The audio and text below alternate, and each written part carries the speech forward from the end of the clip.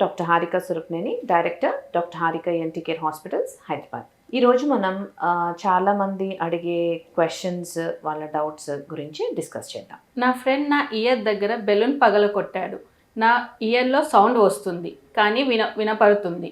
Pain ఏం లేదు, 2 months అవుతుంది. టాబ్లెట్స్ వాడుతున్నా, తగ్గడం లేదు. సొల్యూషన్ చెప్పండి ప్లీజ్ మేడం. సో చెవి దగ్గర ఎప్పుడైతే పెద్ద శబ్దాలు వస్తాయో, ఏదైనా బలూన్ లాంటి పగలటం కానివ్వండి, లేకపోతే బాంబ్ బ్లాస్ట్ అవ్వడం కానివ్వండి, ఇలాంటివి ఎప్పుడైతే జరుగుతాయో ఒక్కొక్కసారి చెవి లోపల కర్ణబేరి అనేది పగిలిపోయే అవకాశం ఉంటుంది. లోపల కర్ణబేరి అంటే ఇయర్ డ్రమ్ చాలా పల్చటి పొరలాగా ఉంటుందన్నమాట. ఎప్పుడైతే ఈ పెద్ద సౌండ్ చెవి దగ్గర వస్తుందో అప్పుడు ఆ చెవి లోపల ఆ పొర అనేది పగిలిపోయే అవకాశం ఉంటుంది.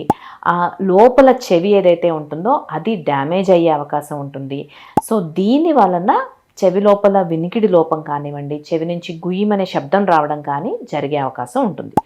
సో ఈ మీకు చెవి లోపల శబ్దం మాత్రమే వస్తోంది, చెవి వినికిడి ఏం తగ్గలేదు అంటే కనుక ప్రాబబ్లీ ఆ చెవి లోపల ఇయర్ కొంచెం డ్యామేజ్ అయ్యి దాని నుంచి ఇలా శబ్దాలు ఏమన్నా వచ్చే అవకాశం ఉంటుంది. దీన్ని టినిటస్ అంటారు. ఎప్పుడైతే ఈ దెబ్బ తగులుతుందో అప్పుడు ఆ లోపల ఉన్న నరాలు కొంచెం ఏమన్నా పాడైతే కనుక, ఈ పెద్ద సౌండ్ వల్ల అదేమన్నా డ్యామేజ్ అవుతే కనుక ఇలాంటి సౌండ్ వస్తూ ఉంటుంది. బట్ ఎనీవే మీరు దగ్గరలో ఉన్న ENT డాక్టర్ గారి దగ్గరికి వెళ్ళి ఒకసారి ఆడియోమెట్రీ కంపల్సరీగా చేయించుకోవాల్సి ఉంటుంది. ప్యూర్ టోన్ ఆడియోమెట్రీ, PTA అని అంటారు.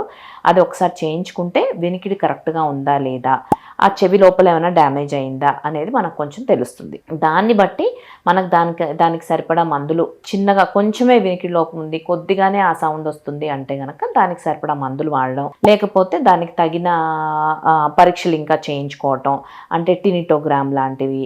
చెవి లోపల సౌండ్ ఎంత ఫ్రీక్వెన్సీలో వినిపిస్తోంది, మీకు ఎంత ఎక్కువగా వినిపిస్తోంది అనేది చెక్ చేయించుకుని దాన్ని బట్టి దానికి ట్రీట్మెంట్ అనేది చేయించుకోవాల్సి ఉంటుంది.